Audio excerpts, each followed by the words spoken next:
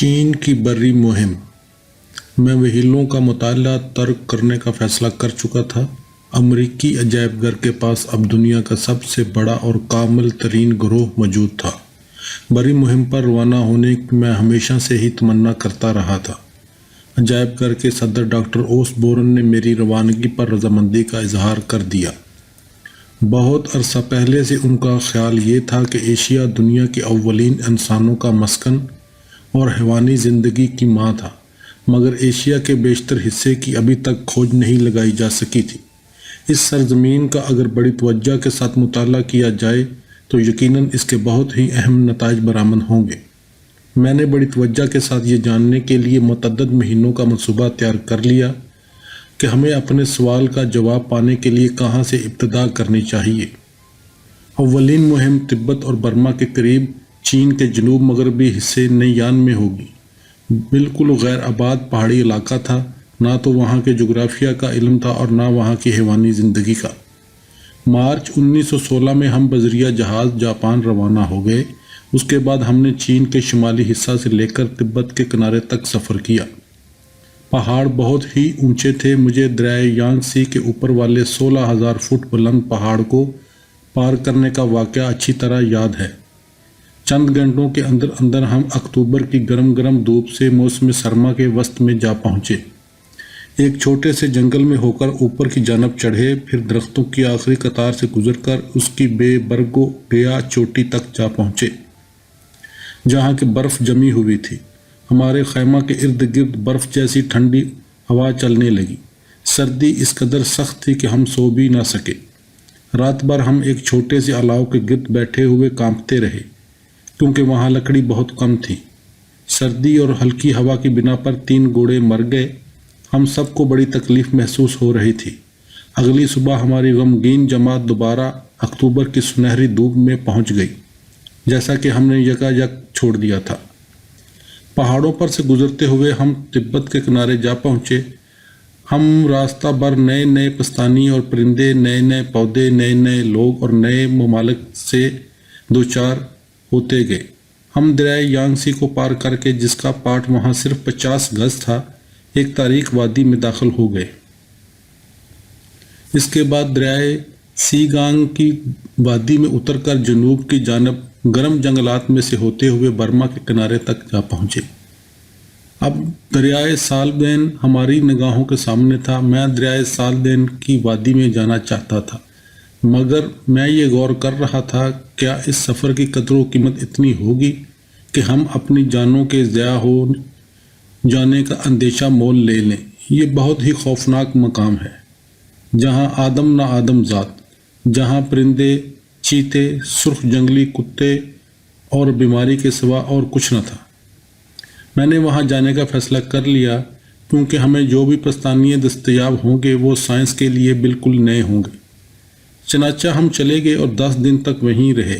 ہم نے بہت سے جانور جمع کیے۔ وہاں بیمار پڑنے والا صرف میں ہی تھا۔ 3 دن تک میں بخار یعنی ملیریا کی وجہ سے کانپتا رہا۔ مجھے ایسا محسوس ہو رہا تھا جیسا کہ میں آرکٹک میں یخ بستہ ہو گیا ہوں یا آگ سے پھنکا جا رہا ہوں، مگر میں اچھا ہو گیا۔ اس سفر کے بعد میں بیرونی دنیا کی اولین خبریں کئی مہینے کے بعد سن رہا تھا۔ امریکہ پہلی جنگ عظیم میں کود پڑا تھا۔ میں چاہتا تھا کہ سیدھا گھر چلا جاؤں اور ملک کی مدد کروں، لیکن کوئی جہاز ہمیں لے بھی جائے تو اسے تقریباً ساری دنیا کا چکر لگا کر جانا پڑے گا۔ آخر کار ہم ان تمام چیزوں کو لے کر نیو یارک پہنچ گئے، جنہیں کہ ہم نے عجائب گھر کے لیے جمع کیا تھا۔ 26 دسمبر کو میرا پہلا لڑکا پیدا ہوا۔ اس کا نام جارج بورپ اینڈریوز رکھا گیا۔ اس کے بعد میں اپنی خدمات پیش کرنے کے لیے واشنگٹن چلا گیا۔ اس کے 1 ہفتے بعد میں بحریہ میں بھرتی ہو کر چین کے شہر پیکنگ کی طرف جا رہا تھا۔ جنگ کے دوران چین میں پہلی جنگ عظیم کے دوران پیکنگ گویا ایک مرکز تھا، جہاں سے کہ میں چین اور سنچوریا کے بیشتر حصہ میں سفر کے لیے جاتا رہا۔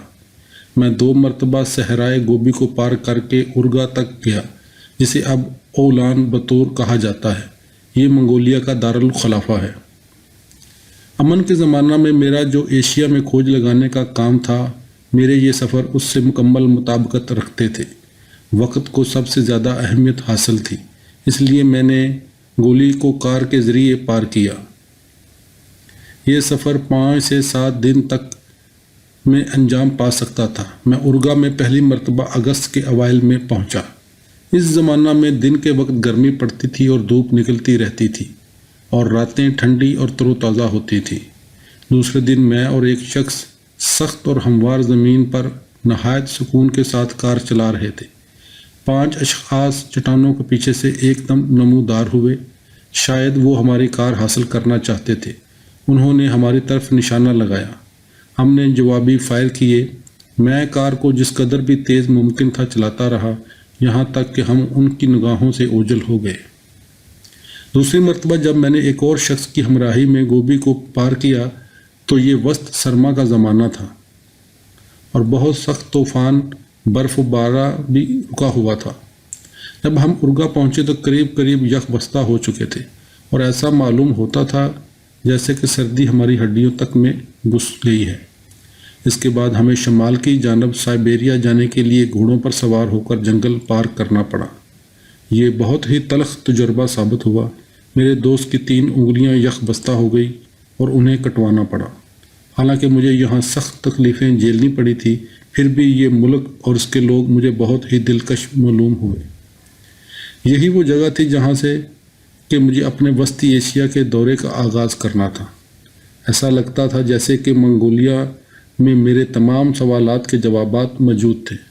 مجھے اس سے مزید واقفیت حاصل کرنی تھی۔ یہ ضروری تھا کہ میں اونٹ یا گھوڑے پر سوار ہو کر اس ریگستان میں سفر کروں۔ لڑائی ختم ہو جانے کے بعد بھی میں پیکنگ میں مقیم رہا۔ چنانچہ میں نے اپنے نیو یارک کے دوستوں سے کہا کہ وہ مجھے اتنی رقم بھیج دیں کہ میں منگولیا لوٹ کر 5 مہینوں تک وہاں رہ سکوں۔ گرمیوں کا زمانہ بہت جلد گزر گیا۔ تب پیکنگ میں واپس پہنچ کر میں نے ان تمام چیزوں کا جائزہ لیا جنہیں کہ میں نے عجائب گھر کے لیے جمع کیا تھا۔ اس سے پہلے عجائب گھر میں ان مقامات کی ایک بھی چیز نہیں تھی جن میں کہ میں نے کھوج لگائی تھی۔ اب اس میں 1500 جانور ہو جائیں گے، مگر اس سے زیادہ اہم تو یہ تھا کہ مجھے یہ پتہ چل گیا تھا کہ گوبی میری آئندہ کی بڑی مہم کے جملہ کاموں کا مرکز ہوگا۔ یہ مہم تمام سابقہ مہمات سے مختلف ہوگی۔ اس سے ایک نئی قسم کی کھوج کی ابتدا ہوگی۔ اس منصوبہ کا ادنا سے ادنا حصہ بھی میرے ذہن میں بالکل واضح تھا اور اب میں امریکہ کی روانگی کے لیے کوئی انتظار کرنے کے لیے تیار نہیں تھا۔ نیو یارک پہنچنے کے 3 دن بعد میں نے عجائب گھر میں ڈاکٹر اوسبورن سے گفتگو کی۔ میں نے اس سے کہا کہ میں یہ پتہ لگانے کے لیے ایک مہم پر جانا چاہتا ہوں کہ کیا دنیا میں حیوانی زندگی کی ابتدا وسط ایشیا سے ہوئی تھی۔ اوسبورن کا بھی عقیدہ یہی تھا۔ اس کی آنکھوں سے پتہ چل رہا تھا کہ اسے اس بات سے کس قدر گہری دلچسپی تھی۔ اس نے کہا، یہ تو بہت اچھا خیال ہے، مگر تم اسے انجام کس طرح دو گے؟ میں نے کہنا شروع کیا کہ ہمیں وسط ایشیا کی مکمل تاریخ جاننے کی کوشش کرنی چاہیے، یعنی اس کی ارضیات، نباتات و حیوانات کے قدیم آثار، زمانہ قدیم کا موسم اور اس کی نباتات۔ ہمیں اس کے زندہ پستانیوں، پرندوں، مچھلیوں، رینگنے والے جانوروں، جھینگوں اور نباتات کو جمع کرنا پڑے گا۔ ہمیں ایسے علاقوں کا نقشہ بنانا پڑے گا جن کا کہ آج تک کسی نے کھوج نہیں لگایا ہے۔ اس ایک واحد مسئلہ کے مطالعہ کے سلسلہ میں ہمیں متعدد سائنسوں کا کام میں لینا پڑے گا۔ جو ہی سائنسدانوں کو کوئی چیز دریافت ہوگی، اسے سمجھنے کے لیے دوسرے کی مدد کریں گے۔ ممالک متحدہ سے روانہ ہونے والی سب سے بڑی بحری مہم ہوگی۔ اوسبورن نے کہا، بے شک یہ صرف اتفاق ہی ہوگا کہ تمہیں حیوانات اور نباتات کے کوئی قدیم آثار مل جائیں۔ اوسبورن کو تو منگولیا میں آج تک کوئی چیز نہ مل سکی۔ تم ایسا کیوں سوچتے ہو کہ تمہیں مل جائے گی؟ کیونکہ روسیوں کی مہمات سائنس کی خاطر انجام نہیں دی گئی تھی۔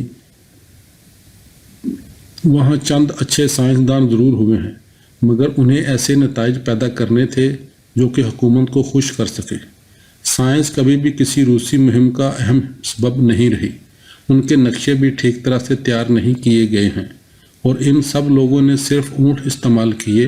اس طرح وہ دن بھر میں صرف 10 میل کا فاصلہ طے کیا کرتے تھے۔ ہم کاریں استعمال کریں گے، ہم ایک دن میں 100 میل کا سفر کر سکیں گے اور اس طرح ایک ہی موسم میں ہم اس قدر کام انجام دے سکیں گے جتنا کہ انہوں نے 10 میں انجام دیا تھا۔ اس طرح سردی کا موسم ریگستان میں گزار کر اور سردی سے ٹھٹر ٹھٹر کر مر جانے کی بجائے ہم سردیاں شروع ہونے سے پہلے ہی واپس آ جائیں گے۔ تمہیں اس بات کا پتہ کس طرح چلا کہ تم ریگستان میں کاریں استعمال کر سکو گے؟ مجھے اس بات کا یقین نہیں ہے کہ ہم کاریں استعمال کر سکیں گے، مگر اس ملک کی جس قدر چیزیں بھی میں دیکھ چکا ہوں ان کی بنا پر میرا عقیدہ ہے کہ ایسا ہو سکے گا۔ اس کے لیے بڑی تیاریاں کرنی پڑیں گی۔ ہمیں اس کی مشین کا ایک ایک پرزہ لے جانا پڑے گا اور ایسے لوگ بھی لے جانے پڑیں گے جو ضرورت پڑنے پر ایک نئی کار استعمال کر سکیں۔ تم اس قدر رسد کس طرح لے جاؤ؟ تم کار میں بہت زیادہ سامان تو نہیں رکھ سکتے۔ ہم روانگی سے قبل کئی مہینے پہلے اونٹوں پر ایک جماعت روانہ کر دیں گے۔ کاریں ریگستان کے 600-700 میل اندر کسی منتخب شدہ مقام پر ان سے جا ملیں گی۔ وہ رسد کو ریگستان کے اندرونی علاقہ میں پہنچا دیں گی اور یہاں ہمیں جو کچھ دریافت ہوگا اسے بیرونی علاقہ تک لے جائیں گے۔ اس بورن نے اور بھی بہت سے سوالات پوچھے۔ میں نے اس بات سے اتفاق کیا کہ سائنس کے مختلف میدانوں میں جو بہترین لوگ ہیں ہم انہیں اپنی مہم کے رکن بنا کر لے جائیں گے۔ میرا اپنی مہم کو 3 یا 4 گروہوں میں منقسم کر دینے کے خیال کو اس نے بھی پسند کیا اور اسے بہت ہی اچھی تجویز قرار دیا۔ ہر گروہ اپنی جگہ پر مکمل ہوگا اور اس قابل ہوگا کہ وہ 2 ہفتے تک الگ رہ کر کام کر سکے۔ ان کے کام کا مرکز ہمارا خصوصی خیمہ رہے گا، وہ اسی مقام پر آتے جاتے رہیں گے۔ دوسرا کام اس کثیر رقم کا انتظام کرنا تھا جو کہ ہمیں اس مہم کے لیے درکار تھی۔ کئی مہینے تک میں ان لوگوں سے گفتگو کرتا رہا جن سے کہ مجھے رقم ملنی تھی۔ میں نے عوام کے سامنے تقریریں کی، 4 مضامین لکھے اور ایک کتاب لکھی۔ میں نے سینکڑوں دعوتیں کھائیں اور زبان سے لاکھوں کروڑوں الفاظ ادا کر ڈالے۔ آخر کار ہمارے پاس کافی رقم جمع ہو گئی اور میں نے یہ محسوس کیا کہ اب وقت آ گیا ہے کہ میں لوگوں کو اپنا منصوبہ سے مطلع کروں۔ میرے اخباری بیان دیتے وقت 21 نامہ نگار موجود تھے۔